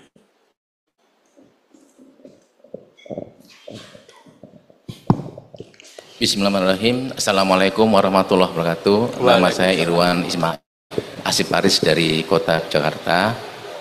Yang ingin kami tanyakan kepada Pak Fahmi, memang betul Pak yang disampaikan sama Ibu tadi akan kami melakukan registrasi untuk pengajuan pendaftaran pertama itu di MOCAP. MOCAP itu tingkat Asia Pasifik dan yang di MOW Memory of the World. Sehingga kami sekarang ini sudah ancang-ancang yang sudah pernah kami raih di MKB ini mau kami arah ke tingkat yang lebih tinggi lagi. Kami juga sudah melakukan konsultasi dan koordinasi dengan pihak ANRI, ada tim juga di sana. Konsultasi itu ada memang selama ini yang untuk tingkat MOCAP sama MOW itu yang dari LKD Kabupaten Kota itu belum ada. Yang ada dari provinsi juga dikawal dan disandingkan dengan yang dari ANRI sehingga bisa naik. Nah ini kami mau berusaha, sudah konsultasi, sudah melakukan kegiatan melakukan mengidentifikasi permasalahan. Permasalahannya itu kami signifikansi kemanfaatan dari kawasan Kota Baru itu terhadap aspeknya sudah di luar Indonesia, maksudnya ini dari kawasan Kota Baru ini berimplikasi ke luar, manfaatnya apa dengan dunia luar, terutama di Asia Pasifik ini apakah di negara lain juga memiliki seperti yang ada di kawasan Kota Baru ini apa tidak. Yang kami juga membutuhkan kemarin itu narasumbernya akademisi dari dalam negeri, dari kebijakan lokal juga bisa. Tapi ini kemarin hasil konsultasi dengan ANRI itu harus salah satu dari luar negeri, paling tidak berdomisili di Asia yang benar-benar mengetahui tentang Kota Baru. Nah ini kami butuh masukan-masukan, butuh saran-saran dengan Pak Fahmi. Mungkin ke depan kami bisa diskusi dengan Pak Fahmi lebih lanjut, mungkin Pak, kami bisa kontak-kontakan lagi. Yang pertama Pak untuk Pak Fahmi. Yang kedua kepada Ibu Riri Penawati Permanasari, Bu. Perkembangan hotel-hotel yang ada di Kota Yogyakarta sedemikian tinggi, di mana-mana banyak dibangun hotel. Kami mengatakan yang di Hotel Fave itu dulu pernah dipakai untuk Ibu Megawati tinggal di situ, sekarang jadi hotel. Apakah itu pengawasan, bagaimana ke depan untuk pendirian hotel-hotel yang ada di kawasan Cagar Budaya ini kok bisa seperti itu? Apakah ke depan kita nanti lama-lama ini jadi semua Bu, jadi penginapan semua. Kadang-kadang tadi Pak Fahmi menunjukkan yang sebelah ini juga sedikit menyalahi aturan. Lalu tindakan apa dari Dewan itu sebagai rakyat untuk memberikan pengawasan kepada warga masyarakat, juga kepada eksekutif, kok bisa sampai seperti itu tuh bagaimana? Terus ke depan bagaimana? Itu Bu yang kami tanyakan. Regulasinya seperti apa? Itu yang ingin kami tanyakan kepada Ibu sebagai dari legislatif. Itu Pak Hati. Wassalamualaikum warahmatullahi wabarakatuh. Waalaikumsalam. Terima kasih Pak Ridwan, keren sekali. Nah, mungkin langsung aja ke Pak Fahmi nih. Ada rencana diskusi lebih lanjut ya Pak, karena butuh orang narasumber yang dari Asia khususnya ya, berdomisilinya ya, luar negeri ya gitu. Nah, nanti seperti apa nih Pak? Mungkin ada rekomendasi yang bisa disampaikan ini atau diskusi lebih dalam lagi kayaknya nih. Terima kasih. Ya, saya kira kalau ini kita mungkin bisa sedikit membandingkan dengan sumbu filosofis ya, karena filosofis ini lebih ke fisik sih memang kaitannya yang sudah diakui dunia. Jadi sumbu filosofis Kota Jogja ini sudah diakui dunia sebagai salah satu ya dalam tanda petik ya keajaiban dunia begitu yang khas ada di Kota Jogja tadi. Nah, ketika ini kita bandingkan dengan arsip begitu atau memori kolektif bangsa ini, saya kira kita bisa mengacu bahwa nilai-nilai yang bisa diterima secara dunia itu, karena Kota Jogja sudah mendapatkan pengakuan itu ya, jadi tentang bagaimana tata kota Jogja yang sangat unik melalui sumbu filosofis ada beberapa, mulai dari Pantai Selatan, Panggung Krapyak, sampai Keraton, Tugu dan sebagainya, itu kan sebuah keunikan yang tidak dimiliki. Nah itu sudah secara dunia itu sudah mengakui. Jadi saya kira indikator di tingkat dunia itu pasti ada saya kira. Dan kalau kita lebih detail lagi sebenarnya bagaimana peran-peran pihak bangsa Indonesia ini, terutama Keraton Jogja. Jadi Kota Baru ini tidak lepas dari peran Keraton Jogja untuk memberikan fasilitas di sini. Kemudian pada masa revolusi kita juga bagaimana perjuangan rakyat masyarakat Jogja itu untuk mempertahankan kemerdekaan itu ada di Kota Baru begitu, yang akhirnya Jepang itu akhirnya bisa menyerah itu melalui sebuah pertempuran yang itu ada tempatnya di salah satu pertempurannya ada di dekat SMA Bob Kri itu. Kemudian rumah jenderalnya Jepang itu ada di asuransi sebelah sini ya, di Jiwasraya kalau nggak salah ya. Nah itu rumahnya jenderalnya Jepang begitu, yang akhirnya bisa tunduk dan bisa meninggalkan, tapi melalui pertempuran yang luar biasa, sehingga nama-nama jalan yang ada di sini itu ada Suroto, Supadi dan sebagainya, itu adalah nama-nama orang yang gugur, dan itu menjadi memperingati para yang gugur pada pertempuran pada waktu itu untuk mempertahankan kemerdekaan itu tadi.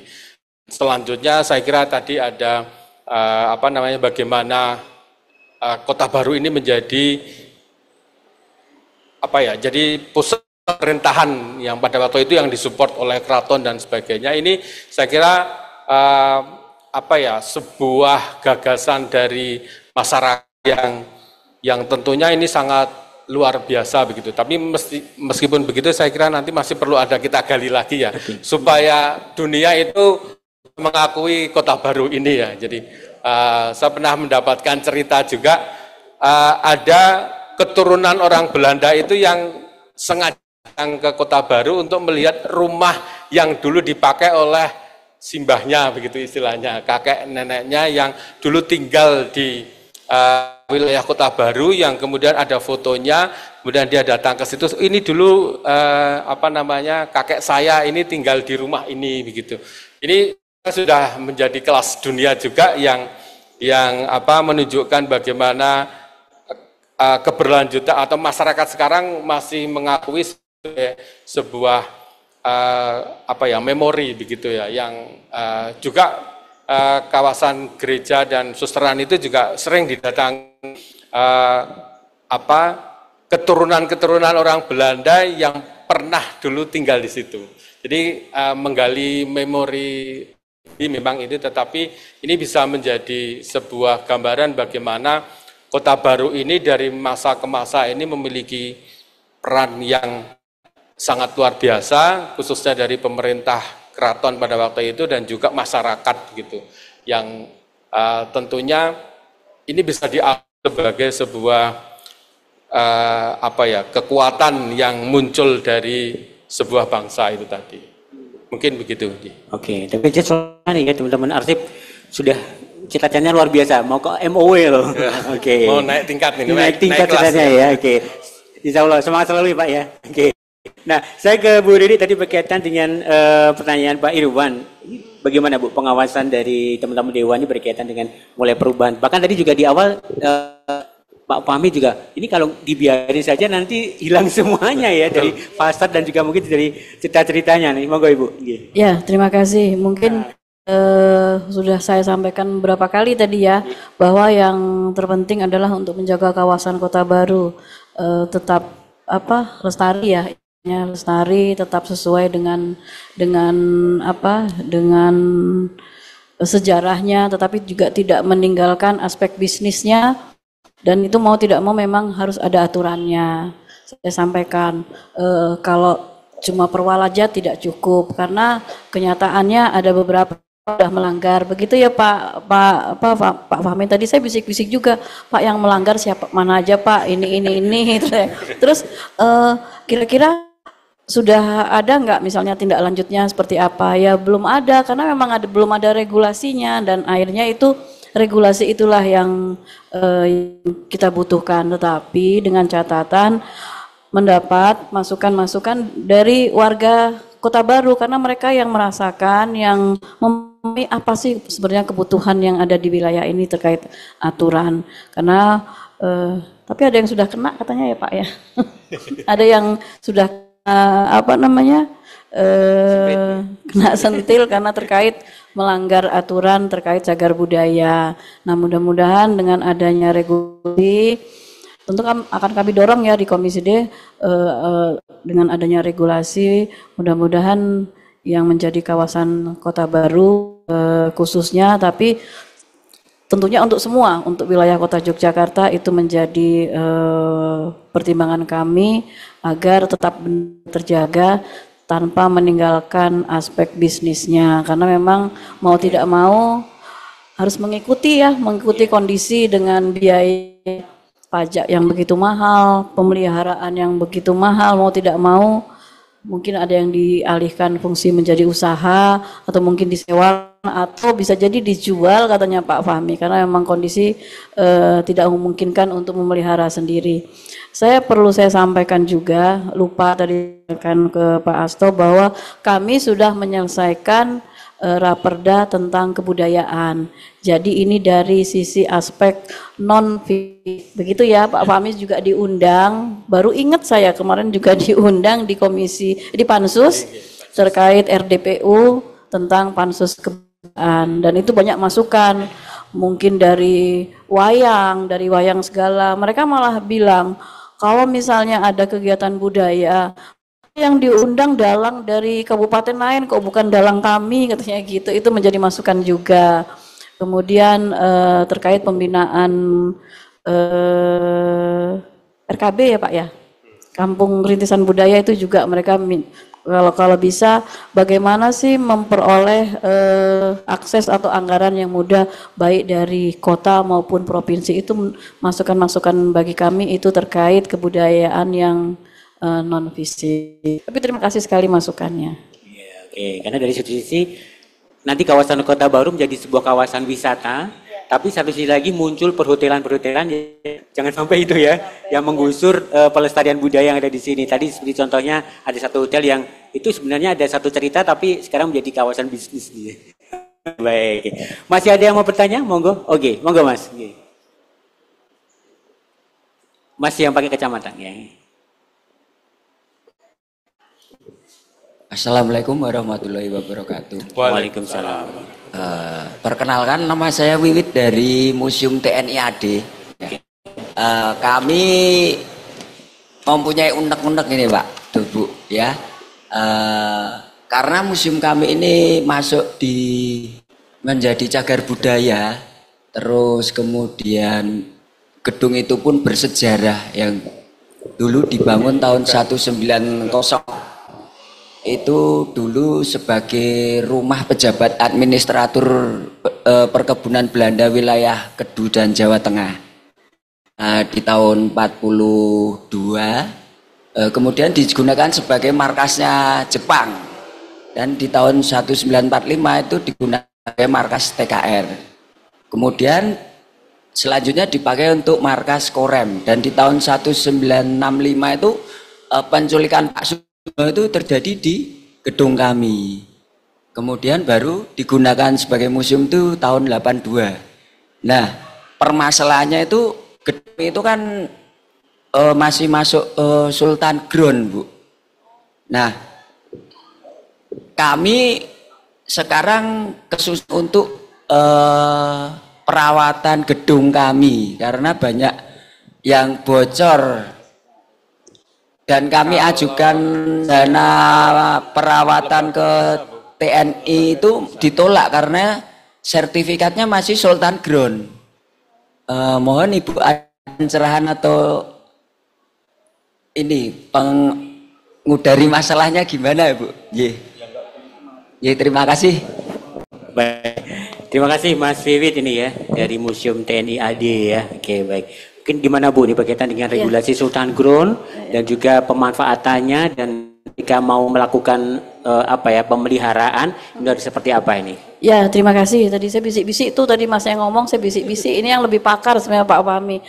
Kalau menggunakan dana IS bisa tadi Pak Fahmi ya, dana IS itu bisa, tetapi kalau pribadi nggak bisa. Apalagi kan ini lembaga ya, lembaga artinya memungkinkan.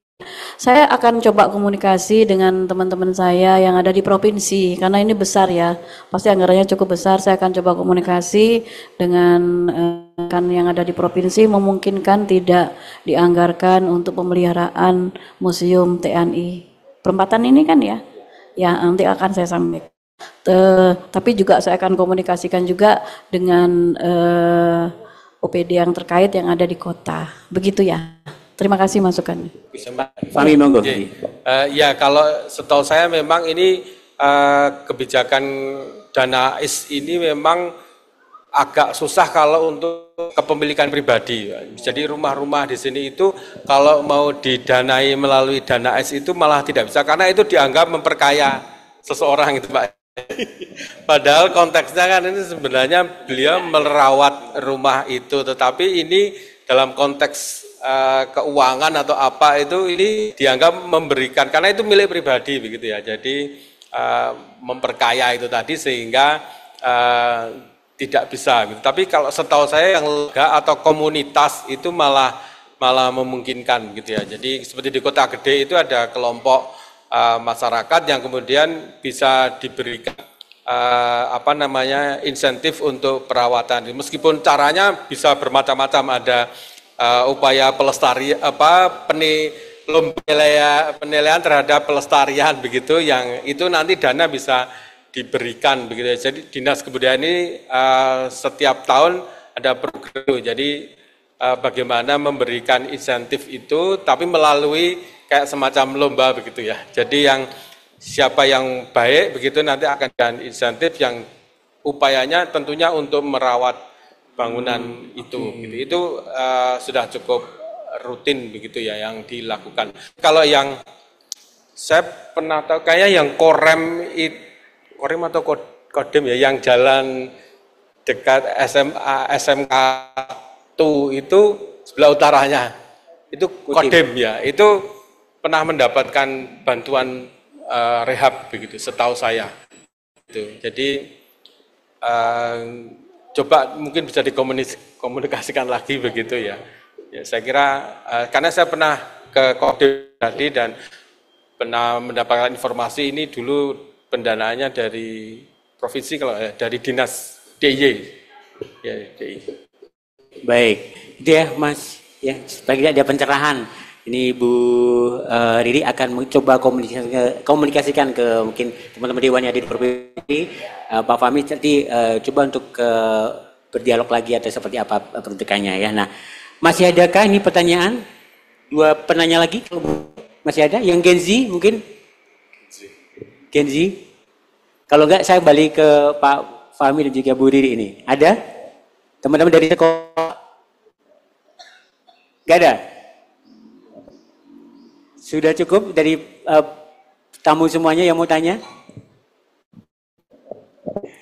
Oke, nggak ada?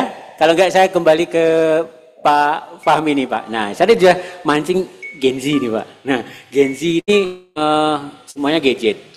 Kemudian kalau disuruh belajar sejarah, masih mungkin nggak ya? Mereka kan semuanya yang instan-instan kayak gitu Pak. Nah, ini pendekatan untuk Gen Z seperti apa ini Pak?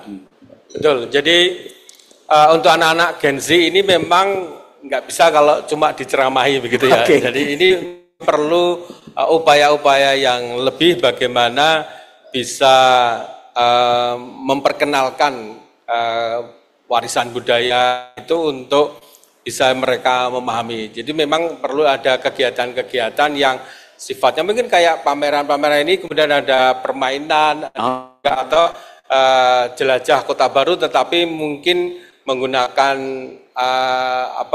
misalnya ada pakai sepeda, pakai apa yang pokoknya lebih menarik bagi mereka begitu. Jadi saya kira bisa melalui cara seperti itu ya. Jadi tidak karena saya pernah juga mewawancarai anak-anak di SMA 3, SMA Bokri itu rata-rata mereka yang pernah diberitahu tetapi tidak cukup kuat begitu ya. Jadi ketika ditanya apa pendapat kalian tentang Kota Baru ya cuma bilang macet jalannya. Gitu.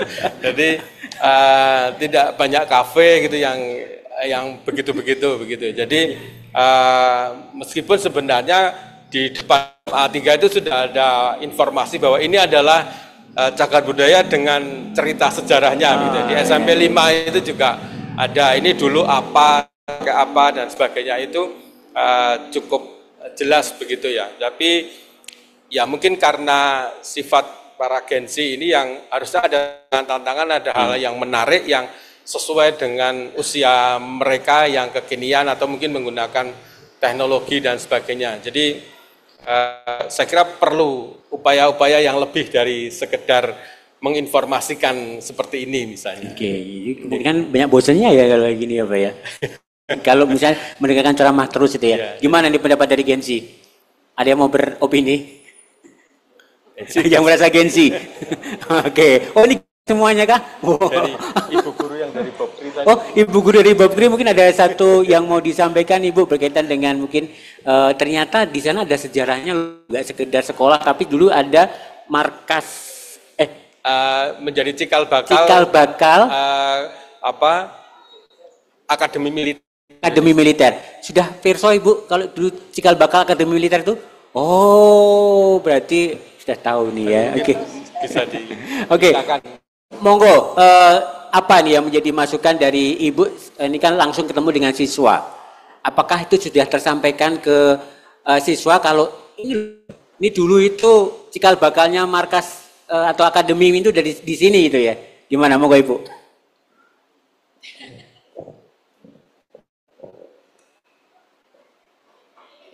Terima kasih, selamat sore semuanya Bapak Ibu, saya Anita, perwakilan dari SMA Bokri 1 Yogyakarta. Terima kasih Bapak, memang di SMA Bokri 1 itu menjadi cikal bakal sejarahnya zaman dahulu. Lalu yang menarik di sekolah kami itu ada museum memorabilia. Di sana dijelaskan dari awal SMA digunakan untuk para penjajah, itu ada semuanya. Jadi monggo jika Bapak Ibu ingin main dan melihat sejarahnya bisa. Dan itu dibuka untuk umum. Lalu untuk literasi untuk anak-anak itu kami gunakan kerjasama dengan perpustakaan, digunakan untuk unit perpustakaan 3, digunakan untuk literasi anak-anak. Jadi ketika kegiatan Contoh kami kemarin ada acara sekolah, memorabilia itu dibuka, jadi kami secara bergantian anak-anak masuk ke dalam museum dan mereka melihat, oh ternyata dulu sekolahku itu seperti ini, gedungnya seperti ini, kok lantainya ini enggak diganti keramik ya Bu? Ya itu memang ada ceritanya, jadi kami tidak boleh mengubah dan lain sebagainya. Jadi sekolah kami memiliki cerita yang luar biasa. Demikian, terima kasih. Wah, ini ya ternyata sudah melakukan sebuah sosialisasi ke siswanya ini Pak Fahmi. Jadi sampai ke kenapa lantainya nggak diganti pun jadi cerita yang menarik bagi mereka gitu ya. Melalui museum tadi dia bisa langsung. Nah, langsung melihat langsung wujudnya. Jadi bisa langsung kalau model-model kayak gitu ya. Keren. Oke, masih saya buka kesempatan untuk bertanya. Sudah? Oke, saya lanjut kalau sudah atau masih saya ke Bu Riri ini. Kalau ini berkaitan dengan Gen Z Bu. Nah ini mungkin dari teman-teman Dewan gimana Bu untuk? Ya terima kasih, ini menarik sekali. Tentunya harapan kami mungkin Gen Z perlu diberikan sejarah ya, cerita sejarah, tidak hanya seperti ini saja ya, tapi interaktif langsung begitu ya. Mungkin nanti saya akan komunikasi dengan teman-teman Komisi D, kira-kira formula itu seperti apa? Nanti bisa bekerja sama juga baik dengan Dinas Perpustakaan dan Kearsipan Kota, bisa juga bekerja sama dengan Dinas Pendidikan begitu. Tapi ini masukan yang bagus, terima kasih sekali. Oke, baik. Ini mungkin sebuah lomba-lomba ya Bu ya, yang menggandeng teman-teman Pak gitu, atau diajak untuk berkunjung ke sini ya, karena ini sampai tanggal 30. Nanti akan informasi dari teman-teman arsip, pamerannya isinya apa saja sih. Tapi nanti ya, kita balik lagi Pak Fahmi ini. Pak, kalau misalnya diminta untuk membuat sebuah konsep nih Pak ya, berkaitan dengan kota baru, kawasan ini yang berkelanjutan, yang tanpa menghilangkan ruhnya kota baru seperti zaman dahulu kala. Ini apa yang mau disampaikan, konsep seperti apa ini Pak Fahmi? Ya, ini saya kira satu konsep tidak mudah menurut saya. Ini saya kira Kota Jogja sendiri menurut saya belum punya desainnya yang cukup besar begitu ya. Seperti apa? Jadi ini masih potongan-potongan begitu yang saya kira kalau melihat kapasitas yang ada di Kota Baru ini, bagaimana secara keseluruhan ini bagaimana bisa memahami masa lalu, kemudian bisa masa kini dan masa depan. Itu jadi artinya Kota Baru ini tidak terputus dari masa lalunya, tetapi juga tidak berhenti pada masa lalu saja, tetapi juga harus memandang ke depan. Karena memang cagar budaya itu ibarat kalau kita naik motor itu harus lihat spion Pak. Jadi harus ke belakang itu pun perlu kita lihat. Jadi kita tetap akan melaju ke depan untuk mencapai tujuan kita, tetapi harus lihat spion untuk kita mengingat di belakang ada apa ya dan sebagainya. Itu supaya kita bisa selamat sampai tujuan begitu ya. Jadi yang jadi persoalan seringkali kita memutus itu, yang kita nggak perlu lihat ke belakang, ini mantan gitu, yang belakang masa lalu gitu dilupakan aja gitu, enggak gitu. Jadi spion itu dipakai untuk kita mengingat di belakang itu ada apa saja untuk menuju ke depan supaya tujuan kita itu selamat. Jadi saya kira konsep bagaimana jaga warisan budaya itu tetap harus bisa dimanfaatkan sampai kapanpun begitu. Jadi warisan budaya ini boleh berhenti pada sekarang atau bahkan hilang, tetapi harus terus dipertahankan gitu. Seperti Borobudur itu harusnya sampai kapanpun kita masih, anak cucu kita itu masih bisa melihat Borobudur gitu, bukan cerita saja. Oh di sini dulu pernah ada Candi Borobudur loh, sekarang di mana sudah hilang loh. Karena rusak, tidak terpelihara dan sebagainya misalnya. Jadi konsep secara keseluruhan sih saya kira harus memikirkan bagaimana masa lalu itu dan kemudian masa kini dan masa depan. Teknisnya itu yang memang masih perlu difikirkan lebih jauh begitu ya. Tapi tidak boleh meninggalkan itu. Jadi kita tidak bisa berhenti pada masa lalu saja. Oh Kota Baru seperti zaman Belanda dulu tidak. Tapi akan tetap orang itu akan tetap tahu Kota Baru itu punya cerita di masa lalu, tetap hidup di masa kini dan masa yang akan datang. Kalau misalnya itu dibuat sebuah keunikan, apa hal unik yang bisa dijadikan sebuah ikon ini Kota Baru gitu Pak? Ya, sebenarnya sejak awal itu konsep Garden City itu. Garden City-nya itu ya. Itu. Jadi ini pemukiman yang mengadopsi Garden City, bagaimana ini kota rasa desa begitu istilahnya. Jadi konsepnya dulu memang sudah jenuh dengan kesibukan kota, maka kemudian ada nuansa desa itu yang ada di sebuah kota gitu. Sehingga inilah terwujud sebuah pemukiman yang tertata, kemudian ada gardennya itu tadi. Oke, menarik ya. Baik, Bu Riri, ini tadi arsip mau MOW menuju MOW lebih tinggi lagi. Nah, mungkin masukan dari Bu Riri berkaitan dengan SMK itu seperti apa, Bu? Monggo. Ya, terima kasih Pak Hasta. Terkait untuk meningkat yang lebih tinggi lagi se Asia Pasifik tadi ya, yang itu bisa tercapai walaupun tadi kita ngobrol-ngobrol bahwa itu tidak mudah katanya ya, tidak mudah, tetapi saya yakin Dinas Perpustakaan dan Kearsipan akan mencapai ke arah sana, dan itu pastinya dibutuhkan anggaran dan sebagainya. Tentu kami dari Komisi D akan support terkait hal itu, begitu. Ya, oke. Ada lampu hijau ini ya. Oke. Baik, diskusi yang cukup menarik. Nah, untuk mengakhiri kebersamaan kita, mungkin Bu Riri dan juga Pak Fahmi mau menyampaikan berkaitan dengan apa tema kita di kesempatan hari ini yang bisa kita istilahnya pesankan ke semuanya, ke sahabat Sonora juga para tamu yang ada di sini. Monggo dulu Bu Riri dulu. Ya, terima kasih, singkat saja. Jadi untuk menjaga kelestarian budaya di Kota Baru, kita kan bicara tadi di Kota Baru, tentunya itu tidak menjadi tugas dari pemerintah kota, OPD-OPD terkait, atau tugas dari Dewan, tetapi menjadi tugas bagi kita semua. Jadi perlunya kolaborasi antara pemerintah, antara Dewan maupun masyarakat. Terima kasih. Pak Fahmi, monggo.